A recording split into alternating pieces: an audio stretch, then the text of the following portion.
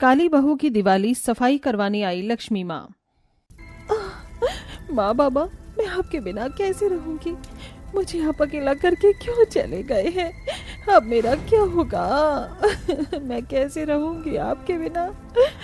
अरे बेटी, खुद को संभालो, जाने वाले को कौन रोक सकता है। और वैसे भी ये जो जीवन की एक प्रक्रिया है, क्या अब तुम घर में अकेली हो गई हो?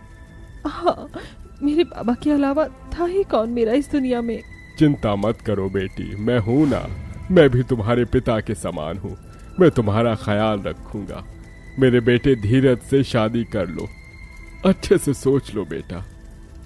अच्छे से सोच विचार करने के बाद सोनाक्षी भूपेंद्र की बात मानकर उसके साथ चल देती है।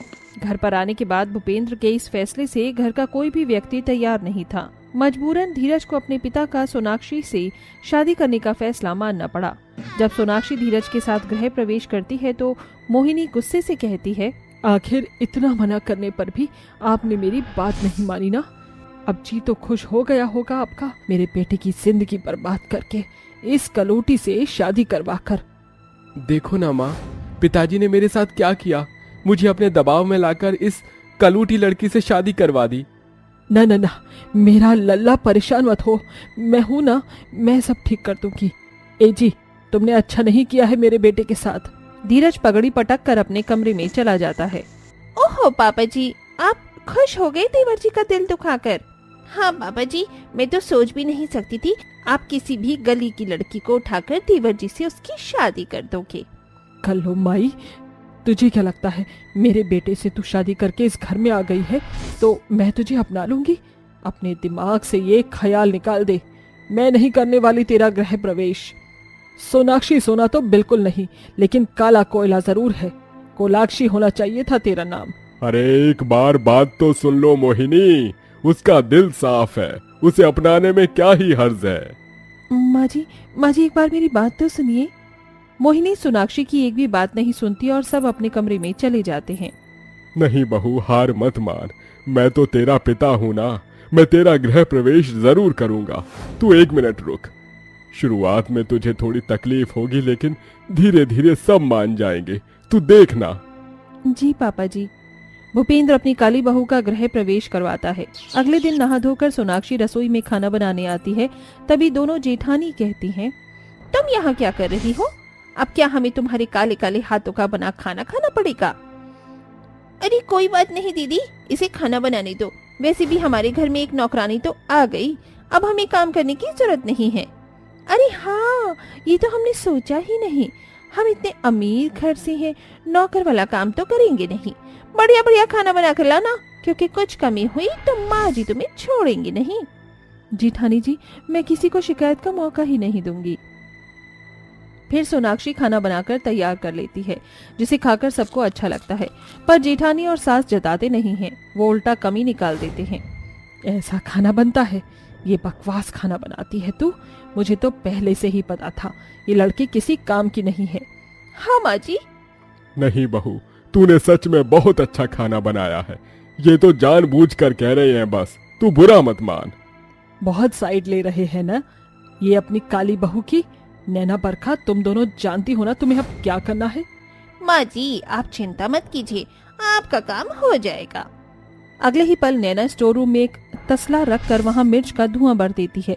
सोनाक्षी वहां से गुजरती है तो बरखा पैर अड़ाकर उसे अंदर गिरा देती है और दरवाजा बंद कर देती है।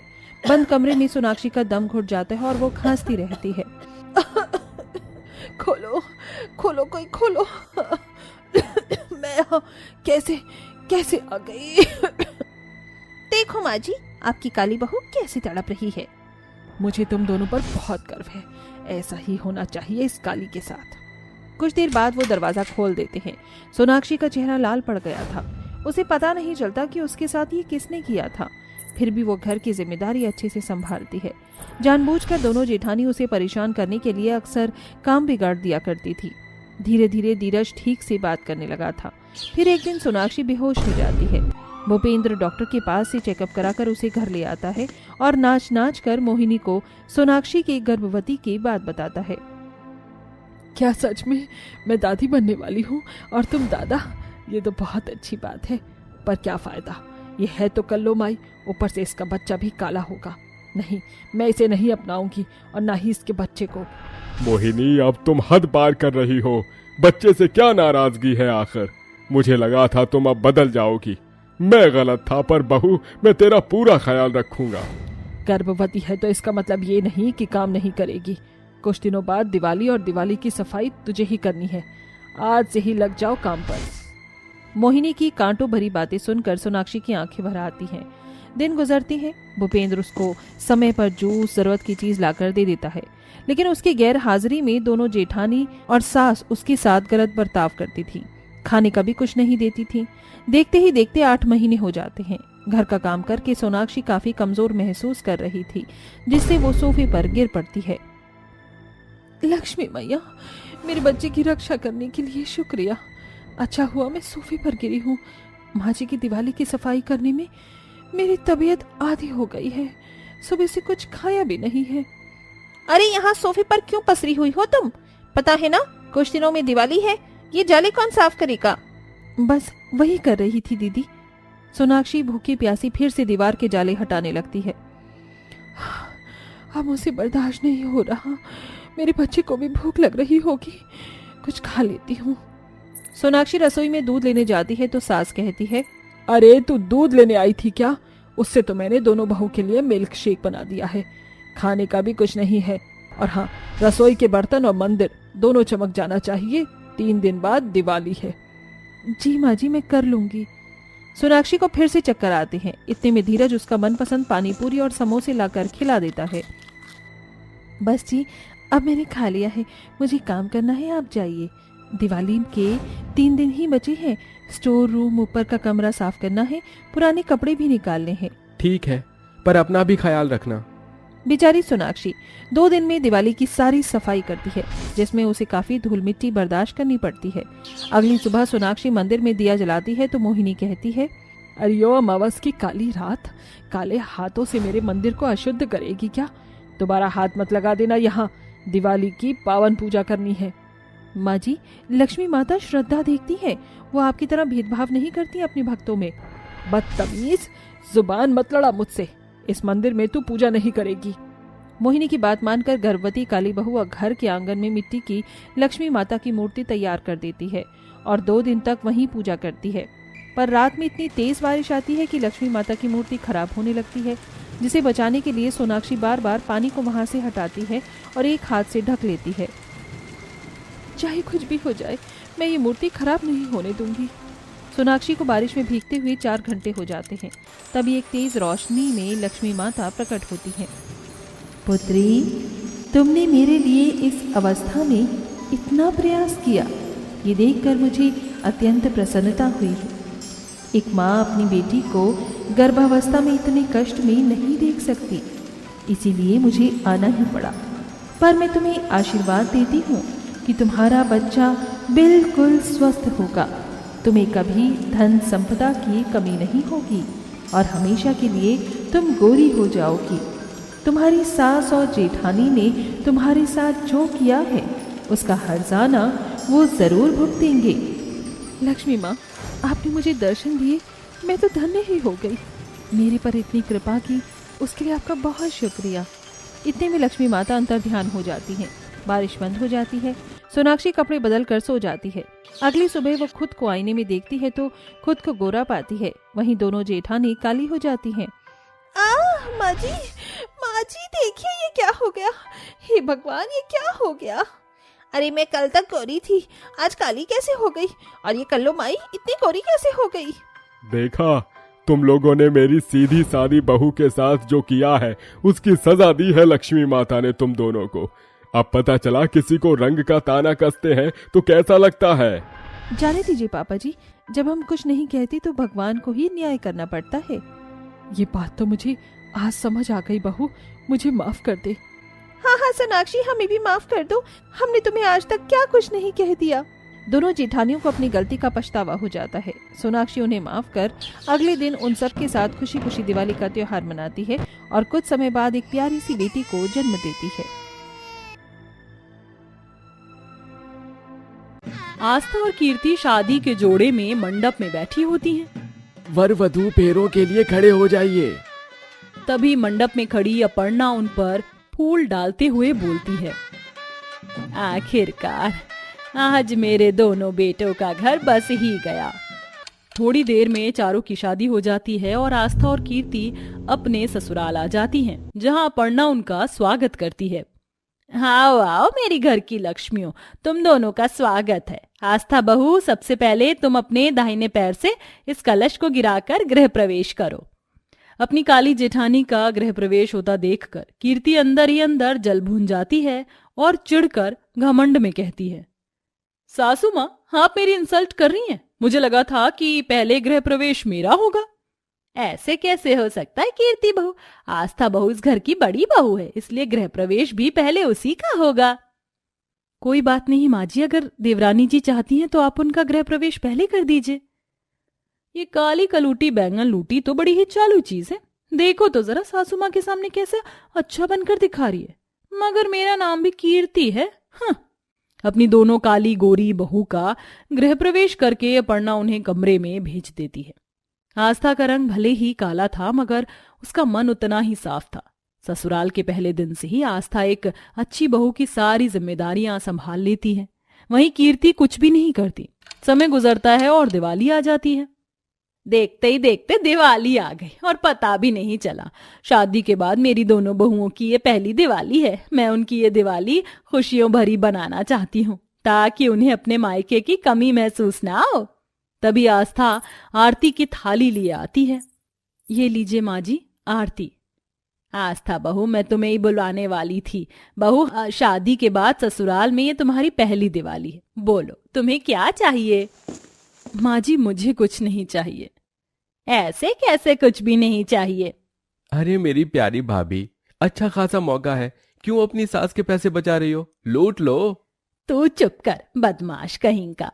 इतने में अपर्णा की गोरी बहू कीर्ति दिवाली की शॉपिंग के लिए लंबी चौड़ी लिस्ट लेकर बड़बड़ाते हुए वहां आती है। Sari, jewellery, sandals, bangles, makeup kit, कुछ छूट तो नहीं रहा? अरे कीर्ति बहू, ये इतनी बड़ी रसीद बिजली के बिल की है क्या? प्रेम, कहीं तू फिर बिजली का बिल भरना भूल तो नहीं गया? अरे माँ, मैं गजनी थोड़ी हूँ जो भूल जाऊंगा। कल ही भर दिया बिल मैंने। तो फिर ये राशन की रसीद क्या है बहू? माँ जी, ये मेरी दिवाली शॉपिंग की लिस्ट है। प्रेम कीर्ति के हाथ से लिस्ट छीनकर बड़ी बड़ी आंखें किए पढ़ना शुरू करता है। Sari, sandal, jewellery, bangle, purse, lipstick, liner, kajal, brush kit, makeup kit. Kirti, क्या है ये सब? क्या है का क्या मतलब है? प्रेम, दिवाली की शॉपिंग लिस्ट है। आफ्टर ऑल ये मेरी पहली दिवाली है। मगर कीर्ति बहू, दिवाली के हिसाब से इतनी सारी शॉपिंग करने में ऐसे तो बजट बिगड़ जाएगा ना। सासू माँ, अभी तो आप अपनी काली बहू से कितने प्यार से पूछ रही थी कि उसे क्या चाहिए, और मेरी बारी पर आप मुझे टोक रही हैं। इस घर में मेरी तो किसी को पड़ी ही नहीं है। माँ जी, मुझे कुछ भी नहीं चाहिए। आप मेरे बदले देवरानी जी को दिवाली की शॉपिंग करा लाइए। वैसे भी अभी दिवाली की सफाई बाकी है। मैं तुम दोनों में दिवाली की सफाई का आधा आधा काम बांट देती हूँ। मैं और दिवाली की सफाई करूं? मम्मी जी, बुरा मत मानना, मगर बाई की तरह बर्तन घिसते हुए आपकी काली बहू ही अच्छी लगती है।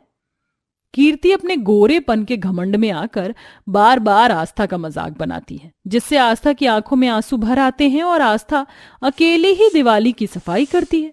वहीं गोरी बहू सोफे पर पैर पसारे हुए अपने नाखून घिसती है। शाम को अपर्णा अपने दोनों काली गोरी बहू को दिवाली की शॉपिंग के लिए लेकर जाती है, जहां कीर्ति एक बड़ी ही हाई फाई सी दुकान में घुस जाती है। सुनो भैया, वो ऑफ शोल्डर वाला गाउन तो दिखाना। ये लीजिए बहन जी, ये गाउन पूरे 25,000 की है। मुझे ये पसंद है, आप इसे पैक कर दीजिए। देवरानी जी, शादी के बाद ये आपकी ससुराल में पहली दिवाली है। उस दिन बहुत से लोग भी आएंगे और आप ये बिना बाजू वाले कपड़े पहनोगी तो लोग क्या सोचेंगे? साफ साफ क्यों नहीं कहती कि तुम मेरी सुंदरता और मेरी गोरे रंग से जलती हो? खुद तो एकदम जली उपली जैसी दिखती हो, इसीलिए मेरी तरह ये शोल्डर का गाउन तो पहन ही नहीं सकती। कीर्ति की कही बात आस्था के दिल पर लग जाती है और उसकी आंखें छलछला जाती हैं। कीर्ति बहू, तुम ये बाद में ले लेना। चलो पहले लक्ष्मी गणेश पूजन के लिए मूर्ति और दिए तो ले ले। इसके बाद अपर्णा अपनी काली बहू के साथ मूर्ति खरीदने लगती है। माँ जी, देवरानी जी, ये देखिए लक्ष्मी गणेश जी की ये मूर्ति कितनी अच्छी लग रही है ना? ओह प्लीज, मुझे ना ये मूर्ति की शॉपिंग में जरा भी इंटरेस्ट नहीं है माँ जी। मैं दूसरी दुकान से सैंडल देख कर आती हूँ। अपर्णा अपनी काली बहू के साथ मूर्ति खरीद लेती है। काफी देर बाद कीर्ति आती है। कीर्ति बहू, तुमने इस दुकान में इतनी देर लगा दी और कुछ लिया भी नहीं। सासू माँ, उस दुकान में मेरे टाइप की सैंडल नहीं थी। मैं कल आ जाऊंगी प्रेम के साथ, तब मैं ये गाउन खरीद कर जरूर ले जाऊंगी। घर आकर कीर्ति अपने पति के साथ कलेश करती है। कैसी रही दिवाली की शॉपिंग? सासू माँ मुझे शॉपिंग करने देती तब तो बात बात में मुझे टोकती रही, दिमाग खराब कर दिया था। अरे मेरी माँ, क्यों प्रेशर कुकर की तरह मुझ पर फट रही हो? मैं ले चलूंगा तुम्हें दिवाली की शॉपिंग के लिए। अब खुश? अगले दिन प्रेम कीर्ति को दोबारा से दिवाली की शॉपिंग के लिए ले जाता है, जहां वो वही गाउन खरीदती है। वहीं अपर्णा भी आस्था को एक साड़ी की दुकान पर लाती है। सुनिए भाई साहब, कोई अच्छी सी साड़ी दिखाइए मेरी बहू के लिए। जी माँ जी, ये देखिए, ये साड़ी हमारी दुकान पर दिवाली में सबसे ज्यादा बिकी है। ये रंग आस्था बहू पर बहुत अच्छा लगेगा, इसे पैक कर दीजिए। मगर माँ जी, ये साड़ी तो बड़ी ही महंगी लग रही है। आस्था बहू, सस्ते महंगे की चिंता तू क्यों करती है? ये तेरी पहली दिवाली है। अपनी सास के मन में अपने लिए इतना प्यार भरा देखकर आस्था की आंखों में आंसू आ जाते हैं। इसके बाद कीर्ति शॉपिंग बैग्स लिए घर आती है और आस्था को चिढ़ाने के लिए गाउन दिखाती है। ये देखिए मम्मी जी, कितना प्यारा गाउन है ना। मैं दिवाली पर यही पहनूंगी, क्योंकि जेठानी जी इस गाउन में मैं बिल्कुल परी लगूंगी ना। हाँ देवरानी जी, ये पहनकर आप परी जितने सुंदर लगोगे। वो तो लगूंगी ही मैं, इतनी गोरी और सुंदर जो हूं। भगवान ने मुझे फुर्सत से बनाया है। अच्छा, आपने दिवाली के लिए क्या शॉपिंग की, दिखाया नहीं? माँ जी ने मुझे दिवाली के लिए ये साड़ी दिलाई है और साथ में ये मैचिंग की ज्वेलरी। आस्था की महंगी साड़ी देखकर कीर्ति बुरी तरह से जल जाती है। ये काली कलूटी बैंगन लूटी कल दिवाली पर इतनी महंगी साड़ी पहनने वाली है। मैं ऐसा होने नहीं दूंगी। ये मुझसे सुंदर लगे, ये मुझे गवारा नहीं। रात में सभी के सो जाने के बाद कीर्ति आस्था के कमरे में आकर कैंची से उस साड़ी को काट देती है। बड़ी आई थी ना इतनी महंगी साड़ी पहनकर मुझसे सुंदर दिखने। अब देखती हूँ कल दिवाली पर ये काली कलूटी क्या पहनेगी, क्योंकि साड़ी के तो मैंने चिथड़े कर दिए। दिवाली की सुबह से लेकर शाम ढलने तक आस्था काम करती है और फिर तैयार होने कमरे में आकर जैसे ही वो साड़ी को देखती है तो उसकी आंखें भर जाती हैं। मेरी साड़ी किसने काटी? माँ जी ने कितने प्यार से ये साड़ी मुझे दिवाली में पहनने के लिए दिलाई थी। लगता है ये साड़ी तुम्हारे पास रहना ही नहीं चाहती थी। कोई बात नहीं, वैसे भी इसे पहनकर तुम कौन सी हूर की परी बन जाती, जो है वही पहन लो। तभी अचानक से जैसे ही कीर्ति अपने कमरे में आती है, तभी खिड़की से एक रॉकेट बम उड़कर उसके गाउन पर गिर जाता है, जिसके चलते वो जगह जगह से जल जाता है। ओ शिट, ये क्या हो गया? मेरा गाउन जल गया। अब मैं आज की दिवाली पार्टी में क्या पहनूंगी? ये मेरी पहली दिवाली थी। तभी आस्था एक नई साड़ी लेकर कीर्ति के कमरे में आती है। ये लीजिए देवरानी जी, ये साड़ी मुझे मेरी माँ ने दी थी। मैंने इसे एक बार भी नहीं पहना, एकदम नहीं है, और ये आप पर अच्छी लगेगी। कीर्ति साड़ी ले लेती है। तभी अपर्णा कहती है, देखा कीर्ति बहू, इसे कहते हैं संस्कार। तूने जलन के मारे कल बेचारी आस्था बहू की साड़ी जला दी, फिर भी आज वही तुझे अपनी साड़ी दे रही है ताकि तू दिवाली के दिन दुखी ना हो और ये तेरी खुशियां खराब ना हो। सच खुलने के बाद कीर्ति शर्म से भर जाती है। आस्था दीदी प्लीज मुझे माफ कर दो, गोरीपन के घमंड में आकर पता नहीं मैंने क्या क्या कर दिया। देवरानी जी, जो हो गया उसे भूलकर एक साथ दिवाली मनाते हैं। चलिए।